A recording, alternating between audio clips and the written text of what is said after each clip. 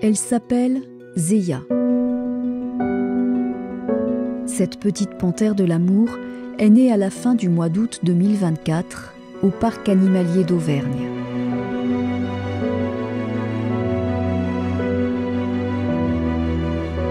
Aujourd'hui, l'espèce est en danger. Ces panthères ne seraient guère plus qu'une cinquantaine dans la nature. Si elle passera la totalité de son existence dans des eaux, sa descendance regagnera peut-être un jour les bords du fleuve Amour entre la Chine et la Russie. Car au moment où l'humanité entrevoit une 6e extinction de masse, les eaux jouent plus que jamais un rôle essentiel dans la préservation des espèces.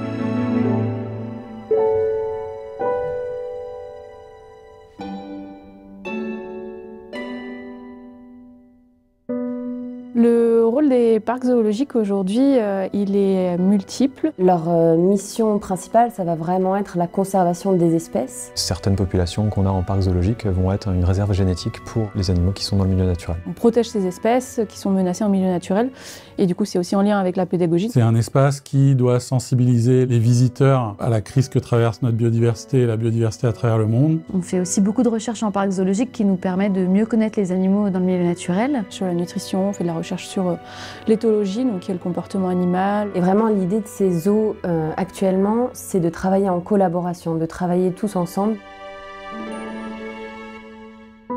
Situé à Ardes-sur-Couze, à 750 mètres d'altitude au cœur du Massif central, le parc animalier d'Auvergne est un exemple parmi d'autres. Il abrite 350 animaux de 60 espèces différentes. D'ici 2028, il souhaite que 100% de ses pensionnaires proviennent d'espèces menacées.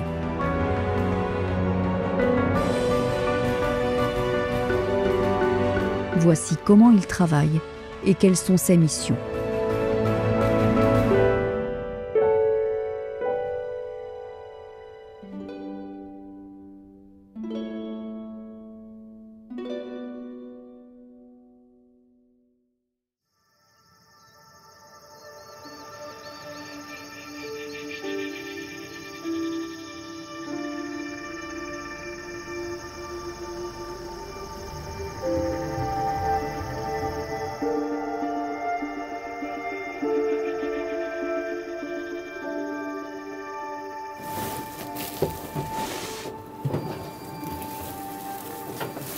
Ouais, c'est tout bon.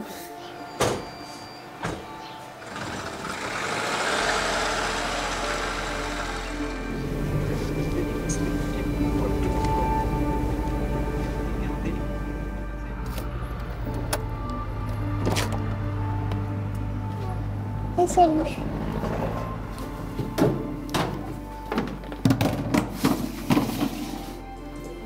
Tu sors ? Soigne les animalières, ça consiste à prendre soin des animaux dans leur quotidien, de s'assurer que tout le monde va bien, de gérer les groupes, de les nourrir, d'entretenir leurs infrastructures, que ce soit les bâtiments, les enclos.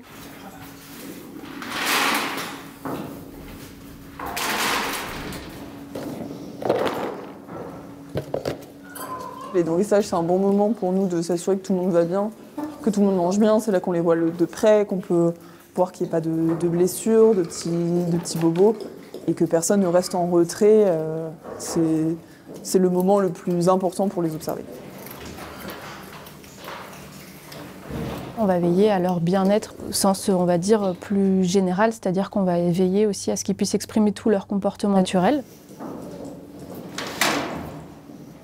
J'ai découvert ce métier, je dirais, en 2018 à peu près. J'étais dans un tout autre milieu à l'époque, je faisais de la musique. C'est un métier qui me paraissait assez inaccessible au début et c'est comme ça que je me suis formée. J'ai toujours eu la passion des animaux, mais pas forcément la faune sauvage au départ. Et je me suis vraiment prise de passion pour la faune sauvage au fur et à mesure des stages. Ça prend beaucoup de valeur comme métier quand on est entouré d'espèces menacées. On se rend compte qu'on côtoie des animaux qui peut-être dans quelques années n'existeront plus du tout. C'est un privilège et en même temps, voilà, c'est une sorte de responsabilité qu'on a un peu sur nos épaules. Donc c'est très gratifiant.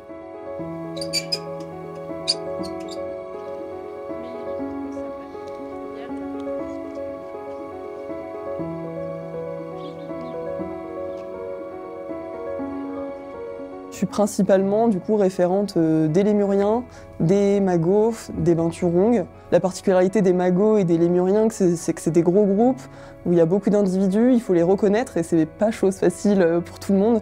Le fait en fait de les reconnaître, on peut vraiment avoir un suivi sur du long terme et quand il y a un souci, en fait, on sait de qui on parle.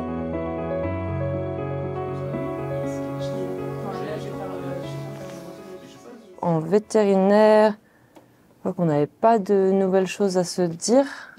Pour les soins, je ne sais pas si vous avez des choses à rajouter. Ouais, Bio, hier, et pourtant, il serrait pas mal les doigts quand même. Là, il ouvre plus la main, Ok. il s'en sert bien.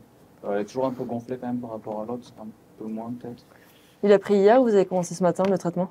Hier soir, on a commencé hier soir, Cool. comme tu avais dit, et Ok. direct il l'a pris, il l'a mangé en deux.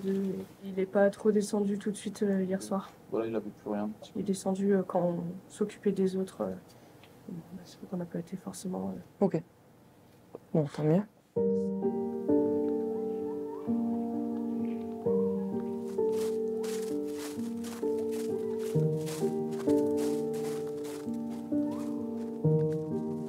Gabine, là, on y va? Ah bah ils sont dans la grotte.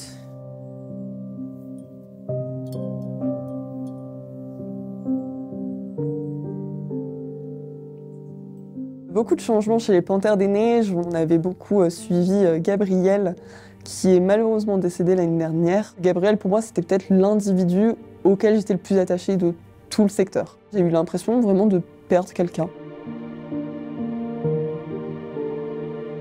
La perte d'un animal dans un parc, elle est évidente autant que la naissance, c'est-à-dire qu'on sait qu'on travaille avec du vivant, ça peut naître et ça peut mourir aussi. Après, il y a des morts plus faciles à encaisser que d'autres. Malheureusement ou heureusement, je ne sais pas comment on peut le voir, il n'y a pas forcément de phase de deuil, il faut vite passer à la suite parce que l'individu en soi est important, mais c'est plus la population qui va être importante et du coup, c'était important justement de profiter encore de la jeunesse de la femelle pour pouvoir essayer de faire un succès de reproduction avec elle. On a reçu du coup un nouveau mâle.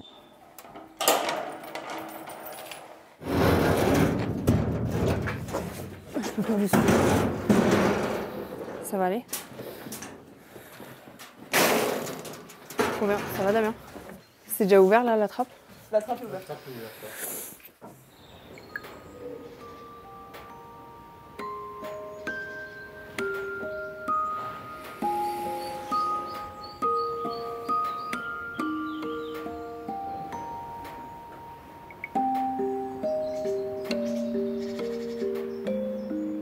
Oh non, Neko prenez.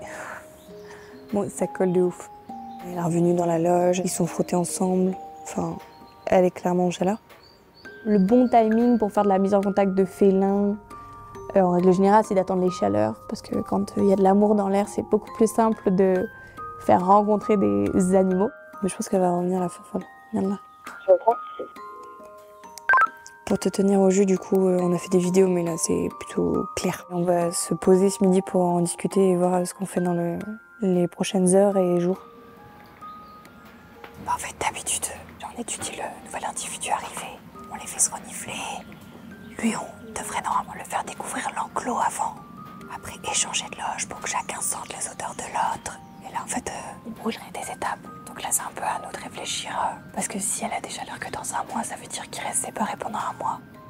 S'ils sortent en alternance, ils n'ont pas l'enclos tous les jours. Il y avait une gestion derrière qui nous paraissait compliquée et pas optimale pour le bien-être des panthères. C'est vrai qu'au début, on est passé de on attend quelques jours à finalement on attend quelques heures et on attend en fait quelques minutes. Ça s'est vraiment assez vite passé. Mais on n'a pas fait ça non plus dans la précipitation. On a pris le temps de réfléchir à comment on réagit en fonction de leur comportement. Là, c'est une crème. Tout va dépendre de lui, mais... Tous à aux trappes, on sera chacune à une trappe. Ouais. On a l'eau qui est sortie, prête. Ouais. Ok, mais c'est vous qui décidez, moi je les connais moins que vous. Alors, je veux pas... Bah, moi je dis je veux bien qu'on ouvre. D'accord. Je veux bien aussi.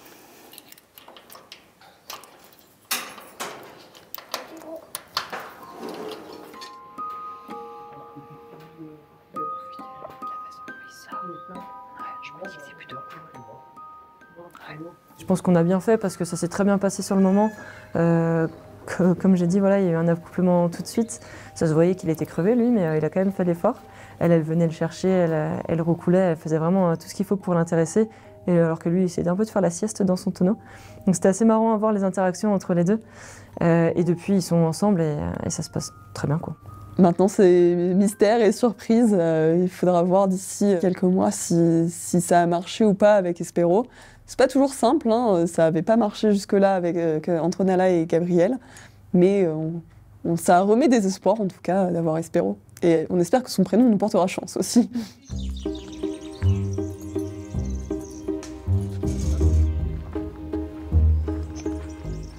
Hey gros!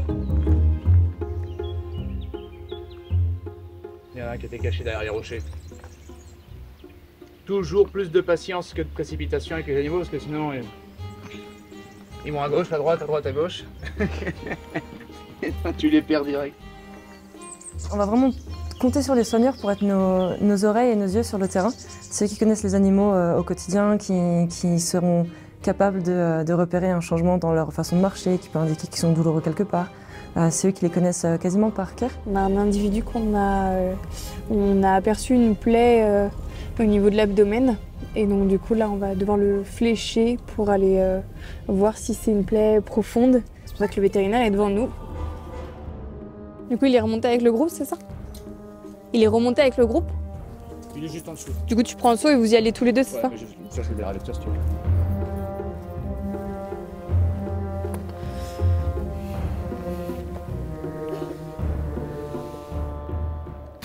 Le vétérinaire en général est pas celui qui est vraiment aimé parce que voilà, j'ai un peu le mauvais rôle. À chaque fois que je viens, c'est pour des moments un peu compliqués. Il se rappelle de nos visages. On est 2 vétos sur le parc et il se rappelle bien de nous. Tous les primates, tous les félins me reconnaissent vraiment largement. Du coup, on va quand même, tant qu'on est là, on va quand même faire un petit point parce que ça sera pas venu pour rien. Là, c'est un chamois qui a attaqué un bouquetin. C'était pas grave, mais ça aurait pu être beaucoup plus grave. La corne n'a pas percé l'abdomen, mais ça a juste effleuré, on va dire. Donc ça a fait une plaie coupante, mais pas perforante. Suite à ça, justement, on a anesthésié le mâle chamois responsable de ce méfait pour lui limer un tout petit peu les cornes pour que ça soit moins tranchant, justement. Contrairement à un veto classique, là, les animaux sont sur place et mon but à moi, c'est de faire en sorte qu'ils ne tombent pas malades. Donc c'est d'agir plutôt sur le côté préventif. Et ça passe par plein de choses, par des coproscopies, des vermifuges éventuellement.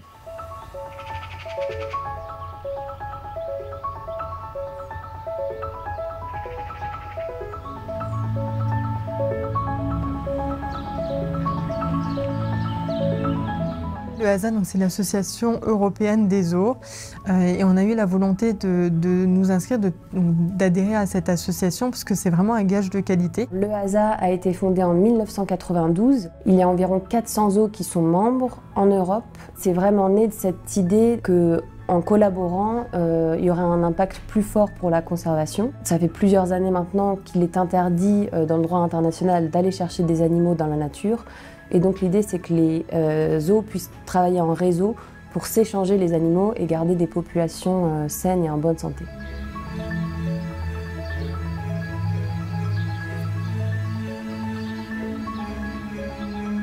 Il y a des réunions tous les 5 ans avec les experts de chaque espèce pour décider un peu quelle espèce va devenir ou non un programme. Et à partir du moment où une espèce devient en EEP, EASA ex situ programme, il y a un coordinateur qui va être nommé, qui va gérer l'espèce pour toute la population européenne et donc donner aux différents parcs qui ont l'espèce les recommandations pour les transferts entre zoos, les recommandations pour la reproduction ou pour la non-reproduction. Allez! Allez gros!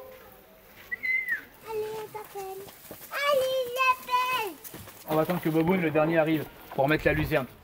Moi, je m'occupe des taquins. C'est un capriné, une très grosse chèvre. Le mâle, il fait jusqu'à 300 kg, qui a un faciès assez particulier. Ça a des cornes voilà, qui sont un peu en U. Je trouve que ça a une super bonne tête.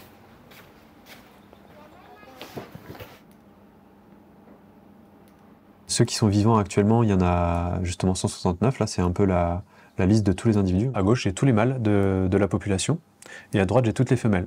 Et en fait, je peux simuler la création de bébés, finalement, taquins, avec ce logiciel, ce qui va me permettre de voir un peu la génétique qui résulte de l'appareillement de 2 individus. La consanguinité dans le milieu animal, c'est pas quelque chose qui est interdit entre guillemets, ça arrive très souvent, mais si elle est trop fréquente, ça peut faire apparaître certaines maladies. Pour chaque espèce, le coordinateur va développer ce qu'on appelle des Best Practice Guidelines.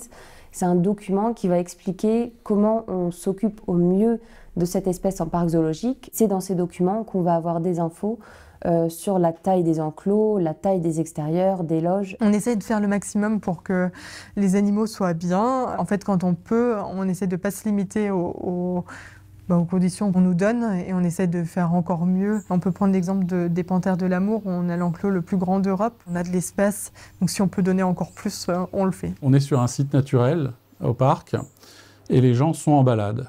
Et on veut qu'ils aillent découvrir les animaux comme s'ils se baladaient en Afrique, en Asie, en Amérique du Sud. On essaye de faire plus grand et plus diversifié aussi. On a le luxe d'avoir 200 mètres de dénivelé dans le parc, donc on pense aussi à ça. On pense aussi à donner l'accès en 3D, c'est-à-dire que des animaux qui grimpent puissent accéder à des arbres. C'est pas le milieu naturel, on se ment pas, mais on veut respecter le caractère sauvage de ces animaux. Les enclos de mixité ont beaucoup de bienfaits sur les espèces. C'est quelque chose qui n'est pas forcément simple à mettre en place et à organiser. Donc la logique, c'est de présenter des espèces qui vont vivre sur le même continent ou en tout cas dans les mêmes régions sur le globe. On a 6 espèces qui sont en mixité dans cet enclos. On a les capybaras et les nandous, les coendous, donc les porcs-épics arboricoles. On a des tapirs terrestres, on a un fourmilier géant et on a un groupe de saïméries du Pérou. C'est pas pour vous normalement ça. Faut réussir à trouver des astuces pour que tout le monde arrive à manger sa ration sans trop aller piquer celle des autres espèces et que tout le monde puisse vraiment bien manger correctement.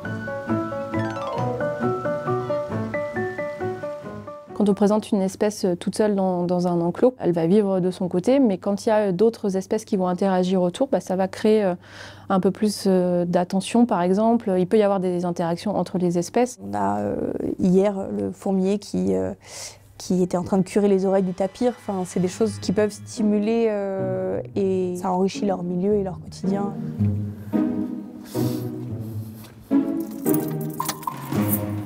Salut bonhomme, tu retournes dehors?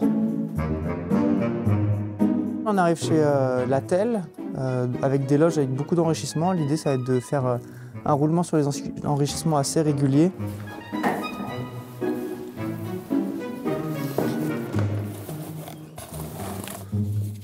C'est très important parce que ça permet tout simplement de les stimuler sur différents comportements naturels, que ce soit là principalement de la recherche alimentaire avec tout ce qu'on est en train d'installer dans les loges, que ce soit enrichir le quotidien aussi avec des nouvelles structures, des nouvelles choses à tester. Et puis après ici on est sur du primate, donc c'est assez intéressant aussi d'un point de vue cognitif, de les faire travailler aussi au niveau réflexion pour accéder à de la nourriture. Inigo!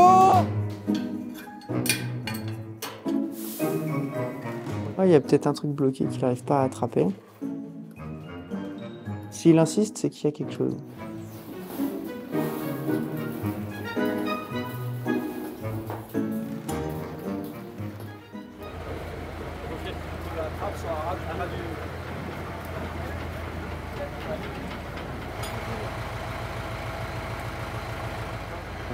Là, il faut qu'on soit un peu nombreux avec des chaussures de sécu, mais ça va le faire. Ah, c'est mieux là. Ah, c'est mieux là. Ah ouais. Attention à vos pieds. Ah, là, c'est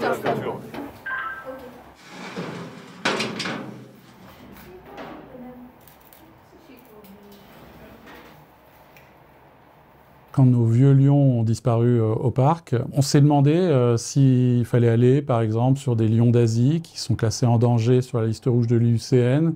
On s'est mis en contact avec le coordinateur européen des lions d'Afrique en lui demandant quels lions il fallait présenter. Il y avait deux choix, on va dire, les lions un peu classiques d'Afrique et puis les lions de l'Atlas qui sont une sous-espèce des lions d'Afrique qui sont bien plus menacés. Et Nous, on aime bien ce qui est rare et menacé chez nous, et du coup, on trouvait que ça avait plus de sens de partir dans cette optique-là et de repartir surtout sur une souche pure.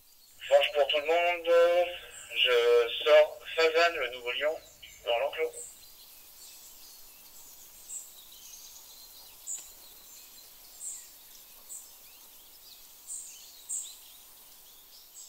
Là, c'est un exercice un peu compliqué, enfin pas forcément très compliqué, mais en tout cas qui est un petit peu périlleux, c'est d'anesthésier notre mâle lion pour juste vérifier que tout va bien au niveau de son état de santé.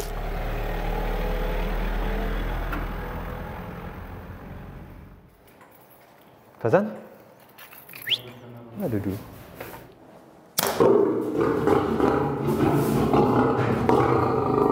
Ça va.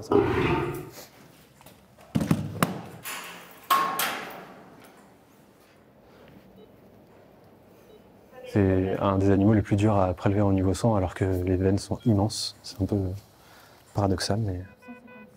Ouais. En tout cas, des belles dents. Elles sont nickel. Hein. À chaque fois qu'on sort un animal, il faut vérifier un petit peu l'état de santé et puis surtout aussi tout ce qui va être identification d'animal pour être sûr que c'est le bon, parce que malheureusement, des fois, il peut y avoir des erreurs. Ça arrive rarement, mais ça peut être le cas. Donc, fléchage obligatoire parce que c'est un lion, hein, ça fait 210 kg, donc on rentre pas avec, ça a des grandes canines.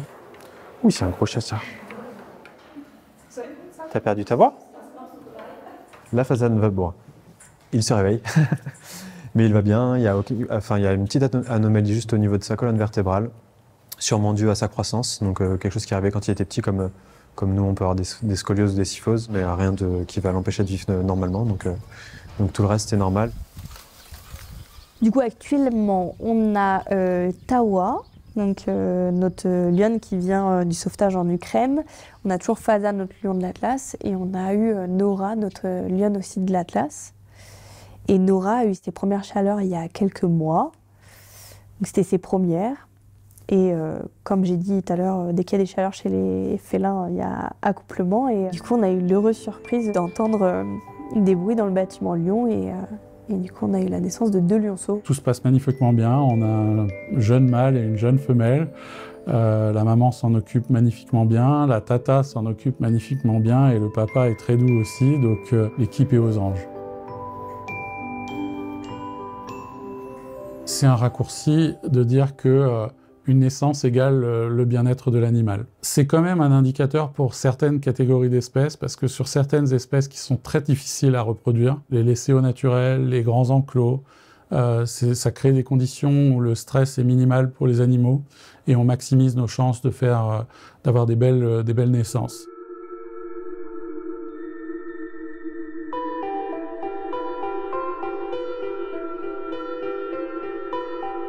Les zoos ont toujours eu une vocation scientifique. En 1794, la ménagerie du Jardin des plantes du Muséum d'histoire naturelle ouvre ses portes à Paris. C'est le plus vieux parc zoologique de France, le 2e au monde. Après la Révolution, il a recueilli les animaux de la ménagerie royale de Versailles dans le but de les présenter au peuple. Permettre de présenter les animaux au public, aux scientifiques, et surtout un accès libre, non soumis à la volonté d'un puissant, permettait de donner cette science et cette connaissance pour tout le monde.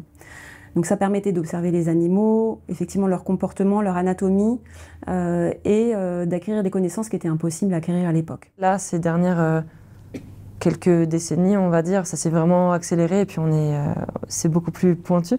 On a aussi parallèlement des méthodes de recherche qui sont plus pointues avec les laboratoires qui avancent aussi de leur côté sur les différentes recherches sanguines par exemple. Enfin, c'est vraiment un côté collaboratif entre ce que savent faire les vétérinaires, ce que savent faire les gens dans les laboratoires et les chercheurs de manière générale. Malgré le fait qu'on soit déjà vétérinaire, en fait, on a toujours des choses à apprendre. C'est des espèces qu'on n'a pas forcément souvent en main. Donc c'est pour ça que je m'amusais aussi à manipuler les articulations. Quand on manipule des espèces comme les ratons laveurs, les binturongs qui ont l'habitude de grimper dans les arbres, les pandarous aussi pareil, et en fait ces animaux-là, en fait, ils ont une amplitude d'articulation, surtout au niveau des mains et des pieds, qui est assez étonnante. Et c'est vrai que quand on les manipule, on est un peu surpris. C'est un animal assez particulier qui est déjà très peu connu du grand public et même assez peu connu du côté scientifique. On fait une petite photo quand même des dents, c'est quand même sympa. Souvent, a posteriori, j'ai des regrets de ne pas avoir pris certaines photos parce que je me rappelle pas forcément de comment c'était fait à ce moment-là. Et du coup, j'ai tendance à sortir facilement mon téléphone, oui. Puis en plus, ça fait des photos souvenirs pour voir ce qu'on a fait dans l'année, c'est pas mal, ça fait plaisir. Ça va, Lulu.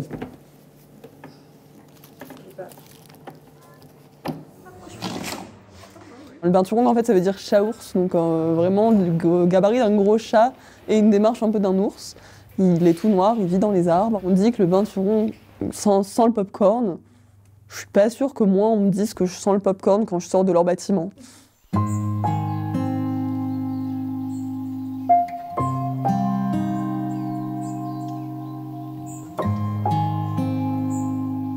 Comment ça se passe? T'en es où là dans tes ops? Voilà, c'est la dernière semaine. Il me reste encore 2-3 jours, quoi. Et au nourrissage, il n'y a pas eu de tension, ça va, tout va bien? Non, comme d'habitude. Il n'y a vraiment rien qui se passe. La coordinatrice nous a demandé d'accueillir 2 femelles hippopotames. Elle nous a fait cette demande-là parce qu'au niveau de la population européenne, elle avait ce qu'on appelle un surplus de femelles. C'est une espèce effectivement qui est plutôt solitaire dans la nature, contrairement pareil à son gros cousin qui lui va vivre en groupe. Donc faire cohabiter 2 femelles en captivité, c'était pas quelque chose qui était gagné d'avance. Ça a été beaucoup de suivi éthologique et de comportement, de regarder comment est-ce qu'elle se comportait, savoir s'il y avait plutôt des interactions sociales positives ou négatives. Je regarde la position des animaux dans l'enclos. Donc là, en l'occurrence, elles sont dans la loge. Elles ont aussi un pré-parc et un enclos dehors. Et le comportement qu'elles sont en train de faire. Et puis après, je fais ça toutes les 2 minutes pour une période que j'ai prédéterminée avant. Donc là, je vais faire ça pour 1h30 à peu près. On a eu pas mal à la fois nos soigneurs, mais aussi des stagiaires en éthologie qui ont regardé et passé beaucoup de temps à les observer. Avant la mise en contact, pendant la mise en contact et après, à la fois pour savoir tel comportement, ça veut dire ça. Je prends un exemple que tout le monde peut comprendre, mais par exemple un chien qui remue la queue, c'est un chien qui est plutôt content globalement. Un chat qui remue la queue, c'est plutôt un chat qui est agacé. Et juste ça, c'est une grosse différence entre 2 espèces. Grâce à la récolte de données, ça nous a permis de pouvoir faire des conférences sur ça. Ça permet de pouvoir aussi ouvrir la connaissance à d'autres parcs. Il y a beaucoup des documents qui sont produits, qui sont en accès pour n'importe qui sur le site internet. Il y a également un journal qui recense les publications scientifiques sur la recherche qui est faite en parc zoologique, que ce soit de la médecine vétérinaire ou de l'éthologie, la science du comportement, ou sur de la nutrition. On a recruté une vétérinaire qui a vraiment cette spécificité chez nous. Elle est dédiée à nos sujets de recherche et à la nutrition animale. On va voir où elles sont. Pas les coups, Joe! Les filles, on y va! Là, on profite que les ours s'approchent de nous pour pouvoir faire un examen à distance de leur état corporel. Surtout que là, on est en automne, donc on va entrer dans une phase où elles peuvent commencer à hiberner pour les temps froids. Donc ce qu'on va regarder, c'est est-ce qu'elles ont pris suffisamment de poids. C'est pour ça aussi qu'on adapte pas mal leur ration en fonction des saisons. Pour évaluer la note d'état corporel, il y a des fiches qui existent de plus en plus sur de plus en plus d'espèces. Il y a vraiment un groupe de travail de la nutrition de manière générale qui travaille sur ça. Et si jamais il y en a une qui n'existe pas, on peut aussi la créer nous-mêmes. Le but, c'est que chaque groupe d'espèces et chaque individu, si on y arrive, ait sa note d'état corporel. La première chose pour être en bonne santé, c'est de bien manger finalement. Bonne quantité, bonne proportion et les bons éléments. Si on mange, nous, que des chips, ça va mal se passer. C'est pareil pour les animaux. Refaire un régime alimentaire d'un animal qui vit dans la jungle tropicale avec les fruits et les légumes qu'on a ici, c'est pas forcément toujours facile. Les fruits sauvages correspondent plutôt aux légumes qu'on a, nous, dans le commerce. Salut Maëlle. Hello. On va, du coup, on a modifié la ration ours, donc on passe à la ration automne. Ouais. Donc tu verras, il y a quasiment plus que les légumes racines pour cette période-là. Okay. Tu as des fruits à coque ou de l'huile de colza, ça va dépendre, et que tu as une équivalence ici au cas où pour modifier au jour le jour. On a des animaux qui ont des régimes alimentaires très spécifiques et Chloé travaille sur ces régimes alimentaires, étudie les régimes alimentaires pour ensuite développer la connaissance sur ces sujets, écrire des articles, publier, et partager au développement de la connaissance entre parcs zoologiques, mais pas que, aussi avec le milieu naturel.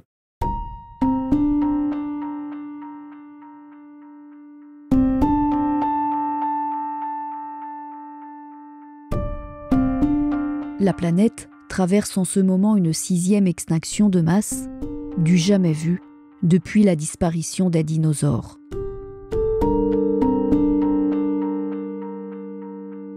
L'UICN, l'Union internationale pour la conservation de la nature, scrute 166 000 espèces. Elle estime qu'un quart peut être amené à disparaître. C'est la première fois, en fait, à travers cette extinction, qu'elle est liée à l'activité humaine. Ça veut dire que si on ne fait rien sur les 8 millions d'espèces qu'on peut imaginer, on ne les connaît pas toutes évidemment, 1 million va disparaître. Ça veut dire que même un certain nombre d'espèces vont disparaître avant qu'on puisse savoir qu'elles existent et on ne connaît pas les effets de chaîne. Est-ce que ce sont des espèces parapluies? Est-ce que ce sont des espèces qui jouent un rôle particulier? On sait que dans le domaine médical, dans le domaine de la santé, la disparition de certaines espèces, de certains écosystèmes va avoir des effets importants. L'UICN reconnaît le rôle significatif que jouent les zoos, les parcs animaliers, les aquariums, les jardins botaniques pour la conservation des espèces, à la fois sur la conservation in situ, mais aussi ex situ. De façon générale, pour protéger, on a besoin de connaître. Et aujourd'hui, une partie de cette connaissance, elle est dans les zoos. L'UICN met à jour régulièrement une liste rouge, une graduation des espèces en danger, affichée devant les enclos des animaux. Il y a différents degrés. Le tout premier, c'est préoccupation mineure, donc on va dire que l'espèce est que très peu menacée. Ça ne veut pas dire que la population n'est pas en train de décliner déjà. Et ensuite, on va augmenter de niveau pour arriver jusqu'à en danger critique. Donc là, ça veut dire que l'espèce est vraiment en danger dans son milieu naturel. Et ensuite, on va passer à éteint en milieu naturel ou complètement éteint.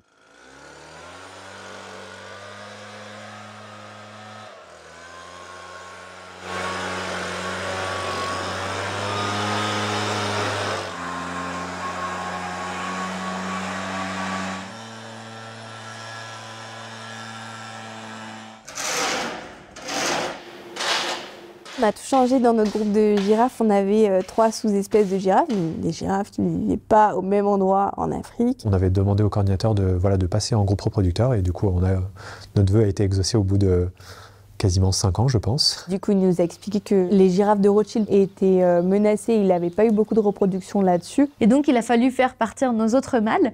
Donc, c'est un moment qui est assez compliqué. Allez, bonhomme. Allez, raf, raf.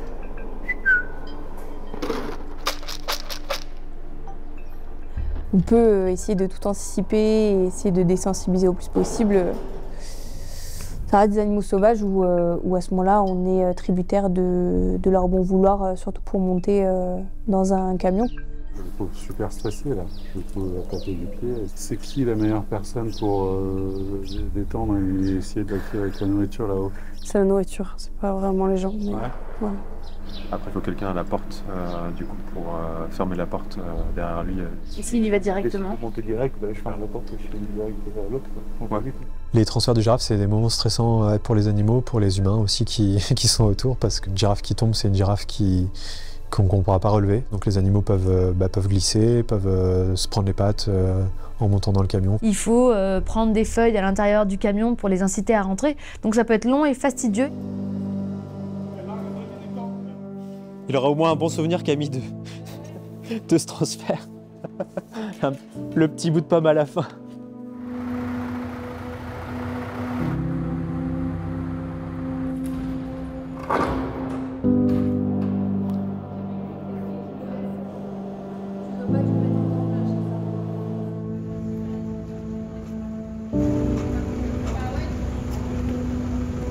Apparemment, il a été un peu long à rentrer ce matin. Ah ouais? J'espère qu'il va sortir plus vite, normalement. On se met sur le côté, peu importe, gauche-droite, mais on sort du champ de vision de la girafe. Allez, bonhomme. Allez, c'est bien, ça me grand. Allez, garçon, super, Rafiki. Alors là, du coup, Rafiki, il vient de faire la route depuis le parc animalier d'Auvergne. Il vient juste de rentrer dans sa loge. qui est notre petite loge. On l'a séparé des 3 autres mâles girafes qu'on a dans une autre loge juste à côté.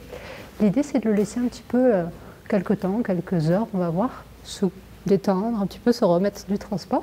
Si tout se passe bien, on espère pouvoir, après, très rapidement, le mettre en contact avec les 3 autres mâles girafes. Dans les parcs zoologiques, les animaux n'ont pas du tout de valeur marchande. La valeur qui va être payée, ça va être vraiment le transport de l'animal. Et donc c'est le zoo qui reçoit, qui paye pour rendre service, on va dire, aux échanges. Et c'est conventionnellement, c'est fait comme ça, donc tout le monde respecte cette règle.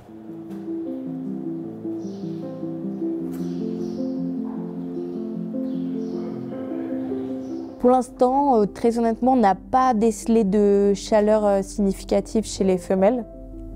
Donc il y en a une qui est un peu plus jeune que l'autre, donc c'est normal. Donc on attend patiemment, mais on n'est pas à l'abri d'une surprise ici, de toute façon. Ça va, Lulette? Ok.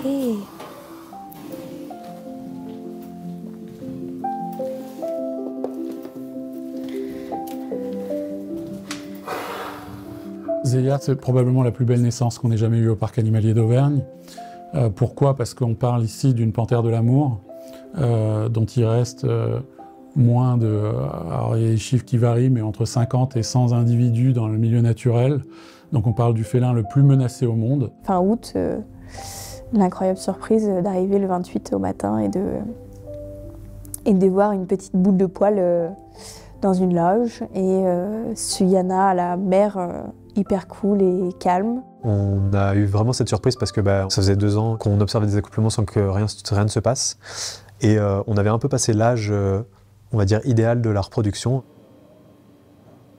On a installé des caméras dans le bâtiment. On peut les voir en direct. Donc là, 13h39, on voit qu'elle est retournée dans l'angle et est en train de lécher du coup le bébé. On les a enfermés dans le bâtiment pour qu'elle soit le plus calme possible. Elle n'a pas eu accès à dehors en ayant peur des prédateurs qui pourraient rentrer dans l'enclos. À ce moment-là aussi, on a fermé l'accès aux visiteurs. Même les soigneurs n'y allaient qu'une fois par jour dans le bâtiment pour le minimum. On a essayé que tout ce qu'on pouvait faire, nous, on le mette en place. Après, le plus gros travail, c'était Suyana avec le bébé, de bien s'en occuper, de l'allaiter et que ça fonctionne.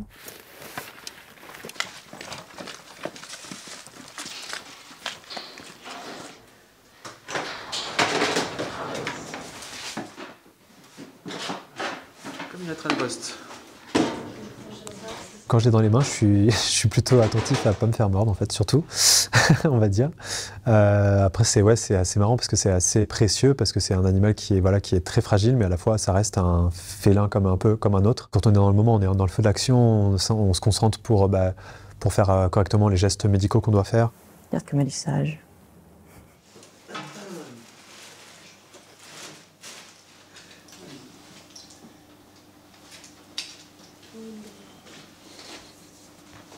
« 3,7 kg. 3,7 kg. On y va?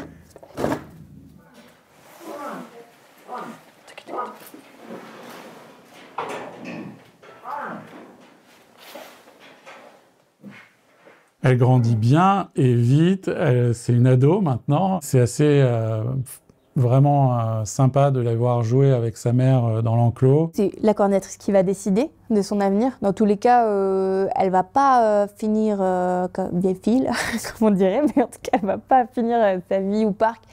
On en a tous conscience de ça parce que les animaux naissent ici, c'est une trop bonne nouvelle. Mais après, le but, c'est qu'elle fasse sa vie et qu'elle crée un couple ailleurs.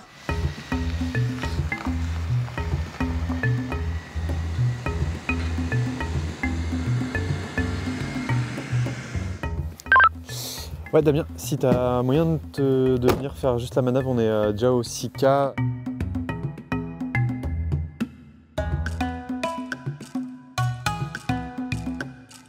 Il y a 2 espèces différentes, c'est Cercica du Vietnam, donc ceux que tu amènes. Les 2 mâles qui sont sur la droite sont des Cercica du Vietnam et les autres c'est des Pseudaxis, enfin c'est des Cercica du Japon classique, on va dire. En fait, on n'a pas besoin de monter si haut, en fait on les décharge là et puis après on a choisi de basculer sur une sous-espèce beaucoup plus intéressante, c'est le cercica vietnamien. Le cercica vietnamien, c'est une espèce qui est considérée éteinte dans le milieu naturel. Donc il y a un réel enjeu à aujourd'hui protéger cette espèce et conserver cette espèce en parc zoologique. Ouais, vas-y, c'est tout bon.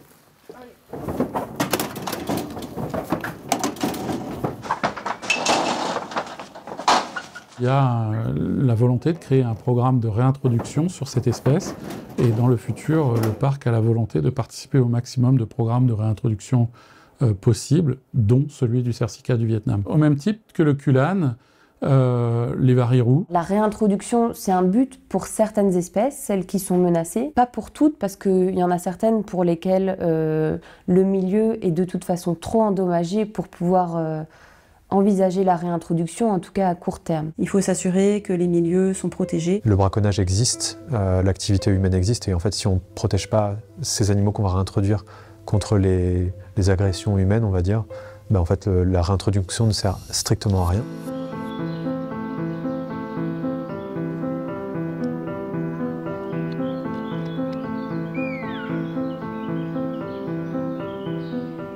Réintroduire un animal dans la nature, c'est vraiment quelque chose de très complexe. Il y a toute cette déshabituation à l'homme. Sur des mammifères, ça va être beaucoup plus compliqué parce que là, il y a des phases beaucoup plus longues d'apprentissage. Si on prend un primate, un félin, ça va être de la chasse, recherche de nourriture, du jeu. Donc généralement, ça se passe en plusieurs temps. Les parents vont être remis dans des enclos de semi-liberté, avoir des petits. Les petits vont être entraînés à chasser et c'est ces petits qui vont retrouver la nature. Il y a les chevaux de Przewalski qui ont été réintroduits en Mongolie et également au Kazakhstan, le bison d'Europe. Après, il y a aussi des espèces d'oiseaux comme l'ibis chauve en Espagne. Ça prend du temps et ça prend également beaucoup d'argent. C'est aussi soulever des fonds pour soutenir les actions sur le terrain.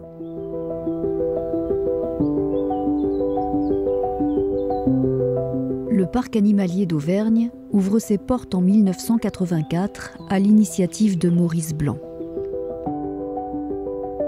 Mais lors de sa reprise en 2012, Pascal Damois souhaite lui donner une nouvelle impulsion. La conservation des espèces menacées, dans le zoo comme dans leur milieu naturel, devient une priorité. Un fonds de dotation est alors créé. On ne pouvait pas avoir un parc zoologique avec des animaux en captivité qui ne participent pas au soutien de ces programmes de conservation.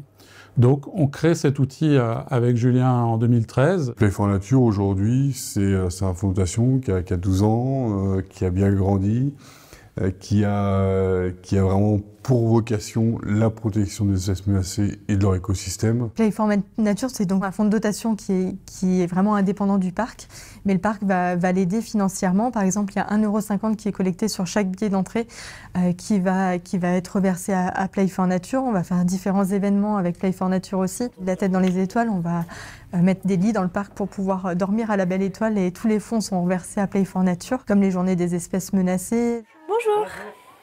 Alors, vous avez déjà vos billets, 4 personnes ont 10 ans et plus. Oui. Je vous donne avec ceci le plan du parc ainsi que les activités pour la journée des espèces menacées.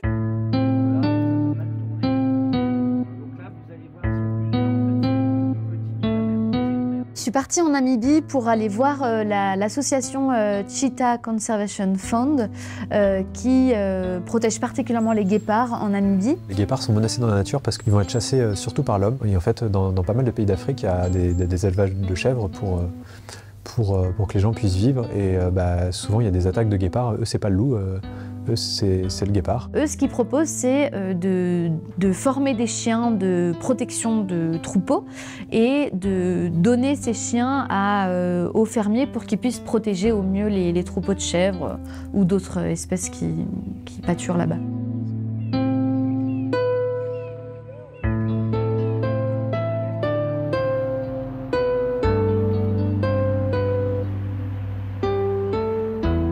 On soutient à Play for Nature quasiment, je dirais, une trentaine de projets en 2025. On cherche en général des projets qui lient les populations locales avec l'effort de conservation.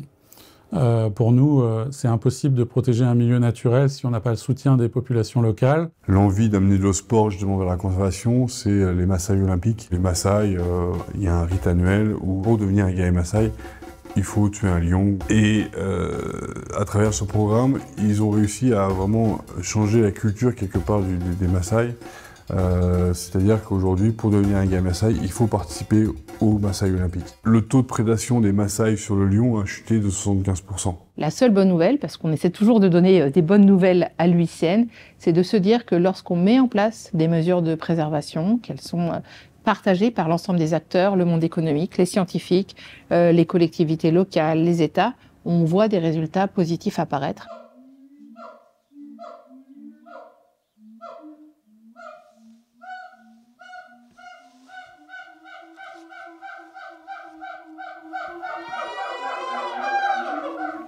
Bonjour. Est-ce que vous êtes là pour avoir des infos sur les lions? Oui. Oui. Le rôle très exactement d'un pédagogue, ça va être de faire toutes les activités que propose un parc zoologique et de sensibiliser les visiteurs et de transmettre les informations sur la conservation notamment, et aussi de créer les panneaux. Tout ce qui touche à l'information et à l'apprentissage du visiteur, eh ben, c'est les pédagogues qui le font. Il est très délicat, il n'a pas de dents en haut, donc il ne va pas pouvoir te mordre. Voilà. Les visiteurs, quand ils participent à une activité, ils sont là d'abord pour voir l'animal de près et pour en savoir plus sur l'espèce. On utilise ces moments-là pour sensibiliser les visiteurs sur la conservation et aller vraiment plus loin dans notre message. Pourquoi est-ce que les parcs zoologiques existent aujourd'hui? Qu'est-ce que la conservation en parc zoologique? Le lien avec les visiteurs, c'est vrai que nous, on y est moins confrontés dans notre quotidien. Nous, on est vraiment plus du coup pour le soin des animaux, mais ça fait quand même partie de notre journée en cas de soigneur d'un jour, par exemple, où on intervient un peu pour montrer, leur présenter notre travail.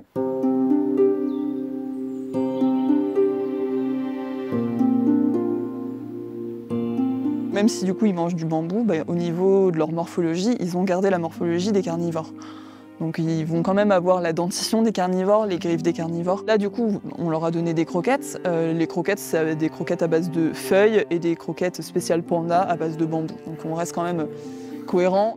C'est vraiment l'autre facette de notre métier où on est doublement finalement utile pour se dire que les visiteurs comprennent pourquoi on fait ça et qu'est-ce qu'eux peuvent aussi faire pour agir et aider à la conservation.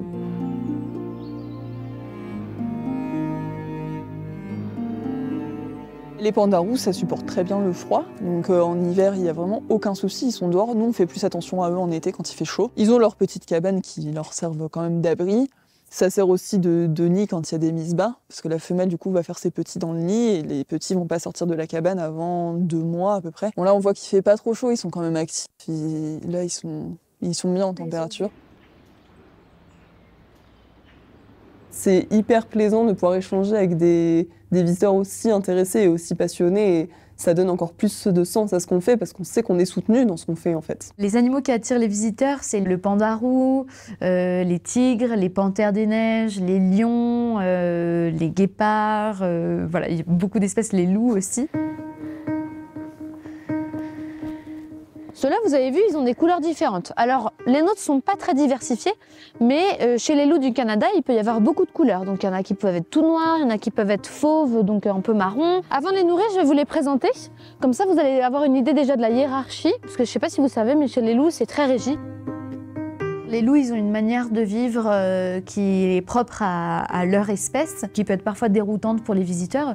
Donc ça, on va vraiment expliquer le rôle de chacun dans la meute, ce qui est vraiment important. Moi, j'invite souvent les visiteurs à sortir de leur enveloppe humaine et de ne pas penser comme un humain en voyant une meute de loups, mais de penser juste que c'est une espèce qui a sa manière de fonctionner. Donc c'est important de savoir un peu qui on nourrit, qui est qui. Le gros blanc, là, il s'appelle Kisos. Kisos, c'est le mâle dominant de la meute. Il a une femelle avec qui il se reproduit. C'est celle qui est statique. Elle s'appelle Taïma. Ils ont eu 2 petits en 2020, qui sont maintenant bien grands. Il y a Yuma qui est ici. Alors, il est facilement reconnaissable. Si vous regardez sa petite oreille gauche, elle a comment dire, elle est un peu crochue. Et le deuxième petit qui est un grand timide, qui s'appelle Anoki, qui est tout au fond là-bas. Et ensuite, la petite dernière, c'est Ateia. Là, on en a que 5, donc on n'a qu'un seul dominé. Je vais beaucoup parler de l'espèce et je vais vraiment les montrer aux visiteurs dans l'action pour leur dire, regardez ce qu'ils font, pour expliquer comment vit une meute de loups. On va les nourrir, comme ça ils attendent pas trop, et puis ensuite, si vous avez des questions, on y passera. Taima, Anoki! On a remplacé au fil des années les espèces les moins menacées, les espèces domestiques par des espèces en danger. Et c'était toujours notre critère numéro 1. Et là, l'objectif pour 2028, c'est de passer à 100% d'espèces menacées. C'est devenu une évidence pour nous. Ça suffit plus la présentation publique pour justifier d'un animal en captivité. On serait le premier parc au monde en 2028 à n'héberger que des espèces menacées. Ça veut dire que tous nos moyens humains et financiers seront tournés vers la protection des animaux. L'idée des parcs zoologiques modernes, c'est vraiment de pouvoir contribuer à la conservation et donc d'avoir des espèces menacées. C'est pas toujours facile de n'avoir que des espèces menacées. C'est une très bonne initiative et j'ai hâte de voir ce que ça donnera. Malheureusement, les loups du Canada font pas partie des critères, on va dire, de notre projet. Donc c'est une espèce qui quittera le parc dans les prochaines années. On s'est donné 3 années pour vraiment expliquer aux gens pourquoi on fait ces changements.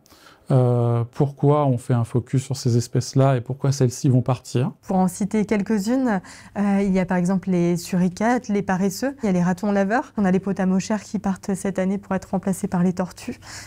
On en a une dizaine comme ça à remplacer. Cela nécessite une grosse réflexion sur les espèces qu'on va accueillir.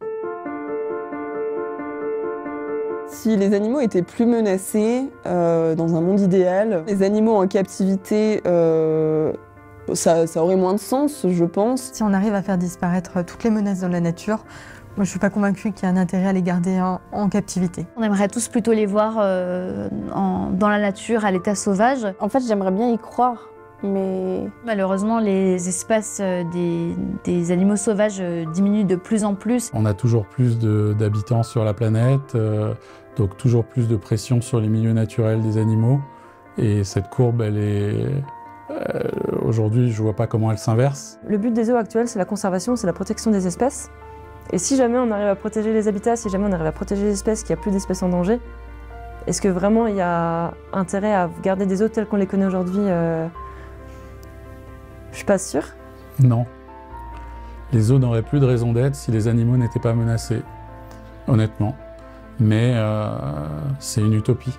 Je pense que je ne serais plus là pour voir que les espèces soient 100% sauvées. Est-ce que les zoos d'aujourd'hui existeront sous la même forme demain? On voit qu'ils évoluent déjà. On pourrait imaginer des zoos un peu différents, utiliser de la technologie. Peut-être en présentant les animaux d'une autre façon, avec des vidéos, pourquoi pas, des hologrammes, pourquoi pas. Des choses de type un peu plus muséal peut-être. Mais dans tous les cas, je pense que nous, on aura toujours, quoi qu'il arrive, un rôle. À mon avis, je pense que notre rôle est de sensibiliser les gens. Pour que, si ce monde idéal existe, qu'on le maintienne et qu'on ne revienne pas en arrière sur des animaux en danger. J'espère qu'il y aura toujours beaucoup de gens comme nous pour venir défendre et protéger ces espaces et ces animaux.